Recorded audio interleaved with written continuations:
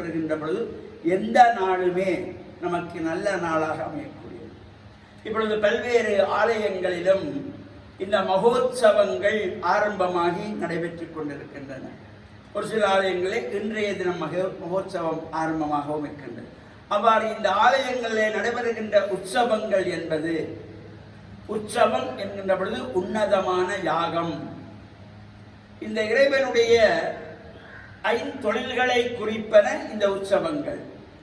சிருஷ்டி, திதி, சம்ஹார, துரூபவ, அனுக்கிரகம் என்கின்றதாகிய படைத்தல், காத்தல், அழித்தல், மறைத்தல், அருளல் என்கின்ற ஐந்தொழில்களை குறிப்பது இந்த மகோத்சவம்.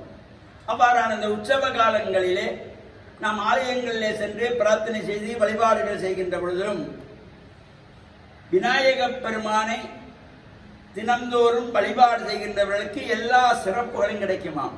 தமிழ் மூதாட்டி அவ்வை சொன்னால், விநாயகரை வணங்குகின்றவர்களுக்கு வாக்குண்டாம், நல்ல மனமுண்டாம், மாமலரால் நோக்குண்டாம், ஏனி நுடங்காது, பூக்கொண்டு துப்பார் திருமேனி தும்பிக்கையான் பாதம் தப்பாம சார்வார் தமக்கு. நாள் தவறாமல் யாரெல்லாம் விநாயகப் பெருமானுக்கு அருகம்புல்லு கொண்டு சென்று அர்ச்சனைக்கு கொடுக்கின்றார்களோ, மலர்கள் பறித்து சென்று பூஜைக்கு கொடுக்கிறார்களோ, அவர்களுக்கு எல்லா விதமான சிறப்புகளும் கிடைக்குமா.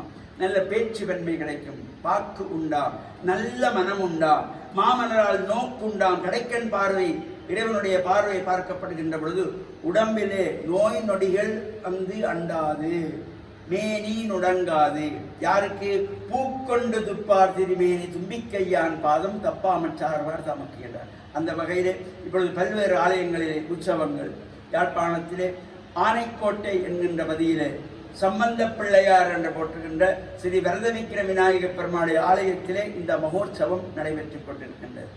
அதே போல இலங்கையில் பிரசித்தி பெற்ற சக்தி ஆலயங்களில் ஒன்றாகிய தெல்லிப்பளை ஸ்ரீ துர்காதேவி அம்பாள் தேவஸ்தானத்தினுடைய இந்த வருடாந்த மகோற்சவம் நடைபெற்றுக் கொண்டிருக்கின்றது. இன்றைய தினத்திலே இந்த 1ஆம் தேதி, இன்று திங்கட்கிழமை, மீன்பாடும் தேன்னாளி என்று போற்றுகின்ற மட்டக்களப்பிலே பந்தாறு மூலை மருங்கையடி என்கின்ற பதியிலே பன்னெடுங்காலமாக கோவில் கொண்டு எழுந்தருளில் உள்ள பந்தாறு மூலை மருங்கியடி பிள்ளையார் ஆலயத்தினுடைய உற்சவம், அலங்கார உற்சவம் இன்று ஆரம்பமாகிறது. இந்த ஆலயத்தினுடைய நீண்ட காலமாக பிரதம குருவாக இருந்த சிவஸ்ரீ